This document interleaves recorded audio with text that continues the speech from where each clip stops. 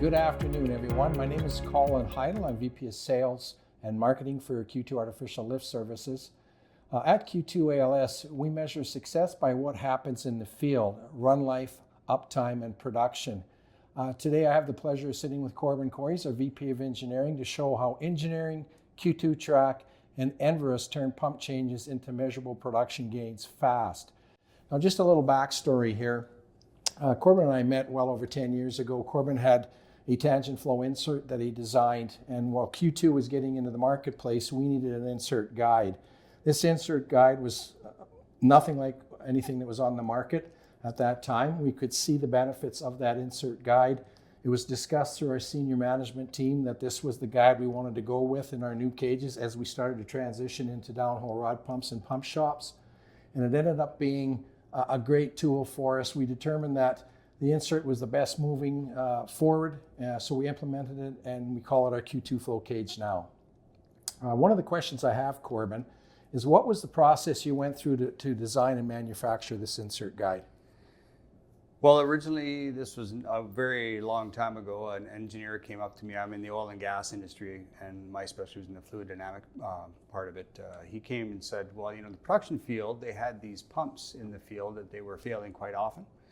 And he said, would you be able to use some fluid dynamics to help us maybe optimize a valve? So built a big apparatus and just flowed different shapes and sizes with respect to each other. And then we had an aha moment where we found this beautiful angle, 3.14. That's the vortex of a perfect spherical flow profile that cups the ball inside of the valve.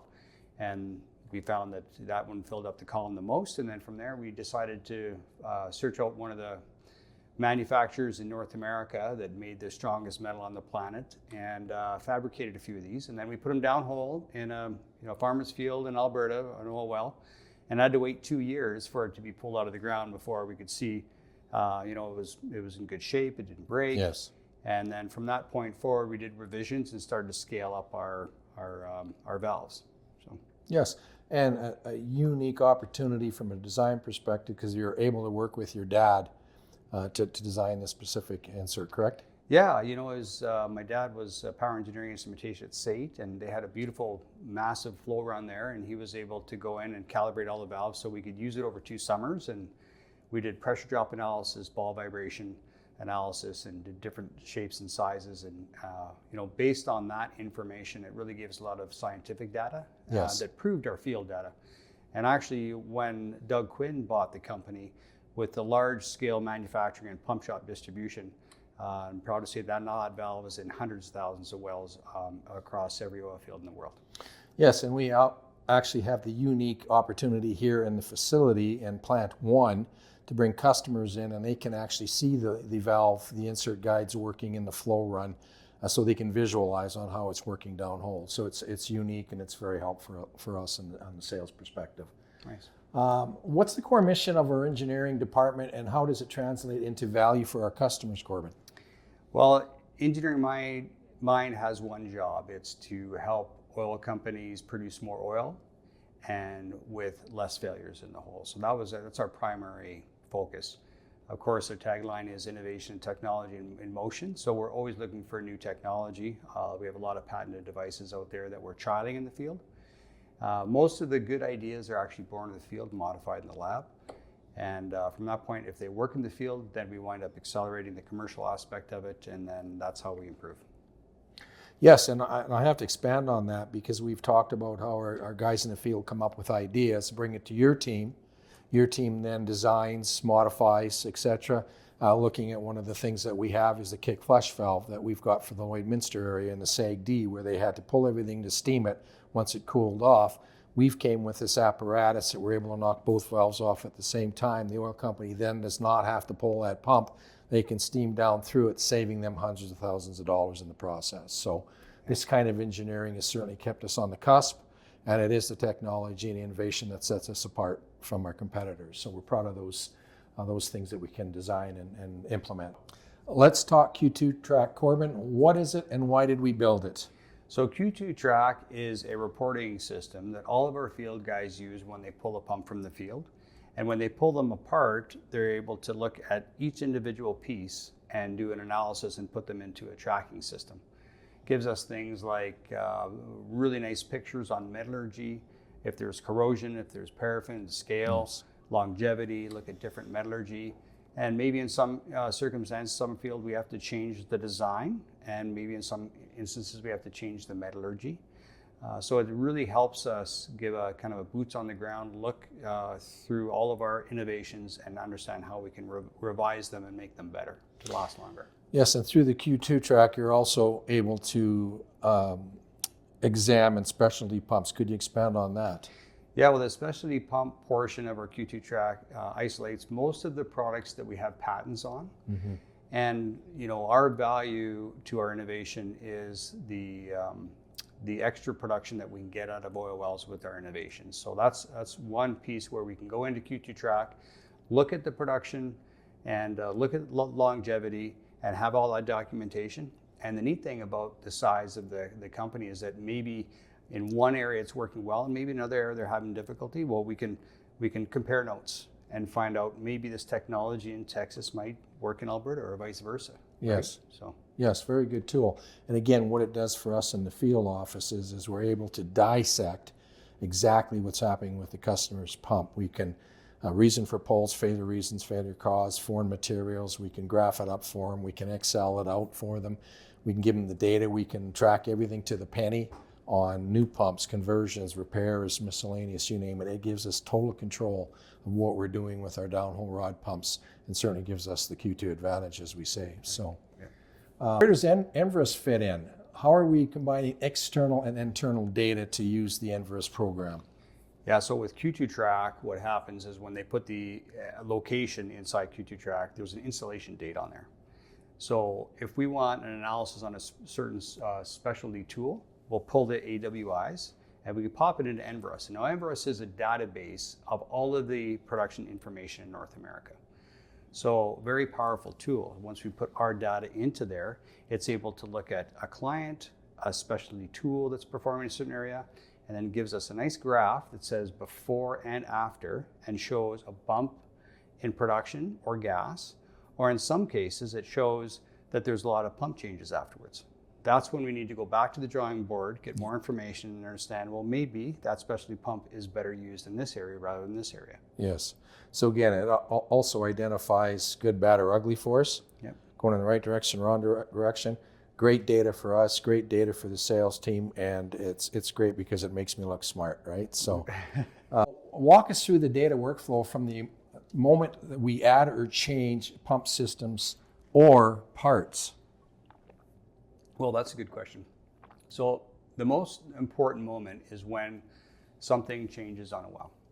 So when a field team captures that job, the data flows right to Q2 Trak and then right back to engineering.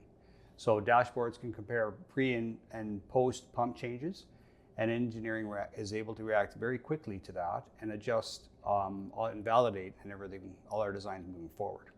So it's a closed loop system, which really helps us, and it's all driven by data.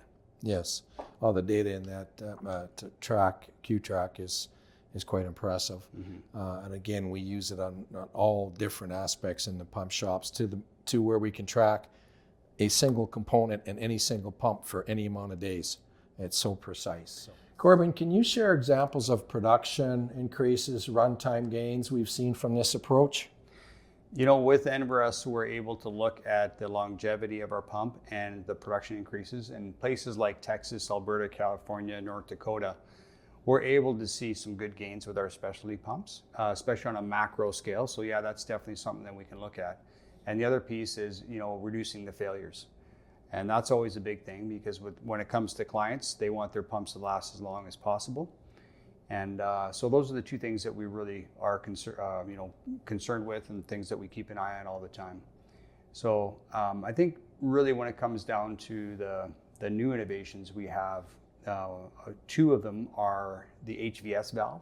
So that's one unique situation where we're seeing production increases, and the reason being is that we're able to pump down into the curve. So on these horizontal wells, when it comes to later life, there's a lot of oil left in the ground, sometimes 30% of the oil.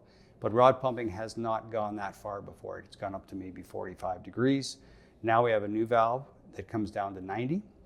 And if we can control the friction and we can control the solids, there's a really nice uplift for oil companies there. So the key part is balancing the failure frequency and the oil production. Yes. Another really interesting one is called pump shield. So we're involving slow release chemistry down below our pump. We're seeing on Q2 Trak, in some cases, on pictures, a lot of paraffin, a lot of scale, corrosion, heavy asphaltene precipitation. Yes.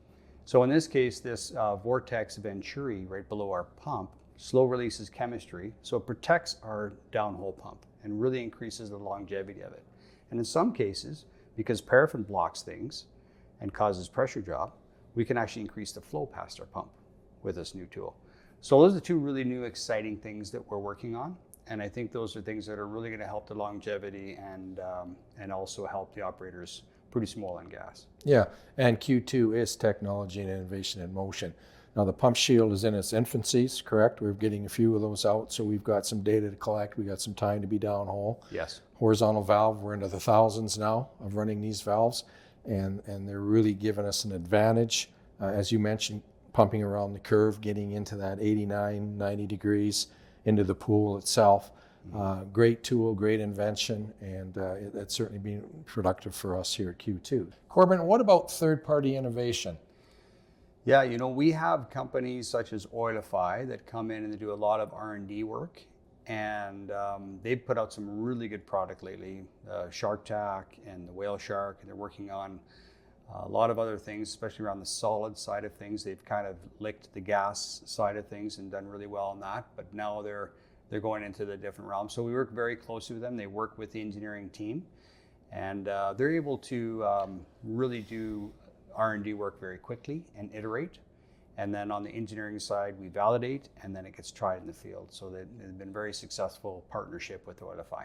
Absolutely, and what it does is gives us a system top down, bottom hole assembly along with the world-class downhole rod pump, and we're giving our customers the ability to increase production, better efficiencies, etc. So yeah, it's a great team for sure that we've got with Oilify. How do you keep engineering aligned with manufacturing and quality? So we rely on manufacturing of change, traceability, and quality control. Well, you know, when a design and material change is documented, and from the field, it comes back in, and we communicate every day with manufacturing. We're doing drawing changes nonstop. But work very closely with all of our 4 manufacturing facilities. And so it really is a discipline that ensures consistent performance across every shop and every region. And that is what really is what helps us with manufacturing and engineering and the field. So all 3 are kind of tied in together. Yeah, we have a state-of-the-art manufacturing facilities, and we're very honored to work with such a great team. Yes, and kudos to our manufacturing group led by Andreas Moberg. Is of the past 4 years, 3 of those years through the API audit, they had no findings. And when you think about that, in a facility this size with all the machines that are running, it's quite an outstanding feat on our behalf to be able to come with the no findings. So kudos to the manufacturing team. If you're ready to quantify the impact of your next pump change from day one, let our team align engineering, Q2 Trak, and Enverus with your field schedule. Reach out to Q2 ALS, and we'll put a data back plan in place for you, and you'll be able to utilize all the data that we collect in regards to making recommendations and understanding exactly what's happening with your wells downhole. That's all we have today. I wanted to say thank you very much for tuning in. I also want to take the time to thank Corbin Coyes for showing up. It's greatly appreciated. My pleasure. Have yourselves a great afternoon, and we shall see you soon. Goodbye.